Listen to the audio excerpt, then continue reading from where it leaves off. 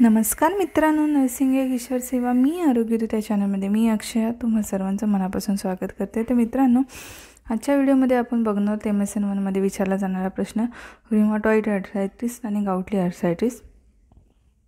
तर ह्याचा डिफरन्स बघणार आहोत, 5 मार्काला विचारला जातो। तर आपण सुरुवात करूया डिफरन्सला।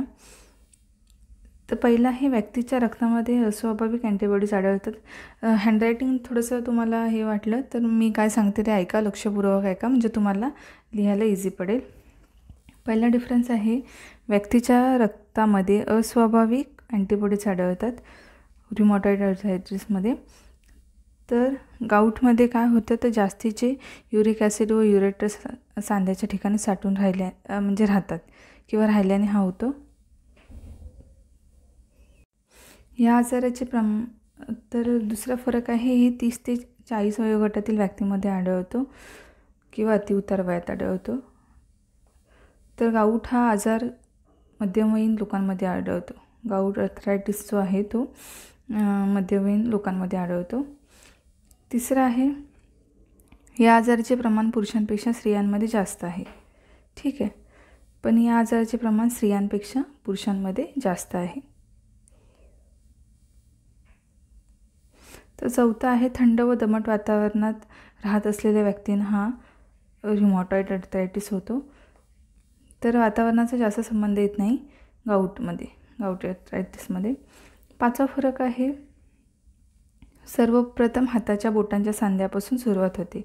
ह्या आजाराची सुरुवात सर्वप्रथम हाताच्या बोटांच्या सांध्यापासून होते। तर सुरुवातीस अंगठ्याचे सांधे धरलेले असतात। तर ह्याच्यामध्ये सुरुवातीला काय होतात तर अंगठ्याचे सांधे धरलेले असतात गाऊटमध्ये। सहावा फरक आहे, याचे विपरीत परिणाम म्हणजे व्यक्तीस विकृती निर्माण होऊन परावलंबित होते, म्हणजे ती काहीच करू शकत नाही व्यक्ती। तर ह्याचे विपरीत परिणाम आहेत, परावलंबित होते म्हणजे दुसऱ्यावरती अवलंबून राहणारी व्यक्ती ती होऊ शकते फ्युचरमध्ये जर ह्याचा विपरीत परिणाम जर आपण बघायला गेलो तर ह्याचे विपरीत परिणाम गाऊटचे काय असतात तर दीर्घकालीन आर्थरायटिस असं ह्याचा विपरीत परिणाम आहे।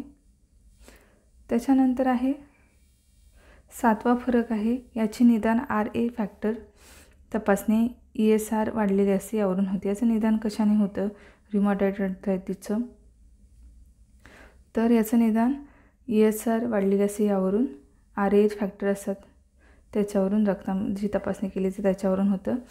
तर याचे निदान युरिक ॲसिड व रक्त किंवा मूत्र तपासणीने होते। ठीक आहे। आठवा फरक आहे, याचे निश्चित कारण माहीत नाही तरी देखील काही व्यक्तींच्या रुमॅटॉइड फॅक्टर आढळते। याचे निश्चित कारण काय आहे ते हे माहीत नाही आहे, पण काही व्यक्तींच्या म्हणजे शरीरामध्ये रुमॅटॉइड फॅक्टर आढळते त्याच्यामुळे होतं। तर ह्याचं कारण आहे चयापचय, म्हणजे गाऊटी आर्थरायटिसचं कारण आहे चयापचयामध्ये बिघाड झाल्यामुळे हा आजार उद्भवतो। प्युरिन नावाच्या प्रथिनांचे युरिक व युरेटस तयार होतात, हे साठल्यामुळे सांध्यांमध्ये हा आजार होतो। हे सांध्यांमध्ये किंवा कुरच्यांमध्ये साठल्यामुळे गाऊट हा आजार होतो। ठीक आहे। युरिक आणि जे चयापचय होतं बिघडतं होतं चयापचयामध्ये, तर जे आपल्याकडे प्युरिन नावाचे जे प्रथिन आहे ते युरिक व युरेटस त्याच्या प्रथिनाने तयार होतात, हे साठल्यामुळे सांध्याच्या गुर्च्यामध्ये साठतात, त्याच्यामुळे हा आजार होतो।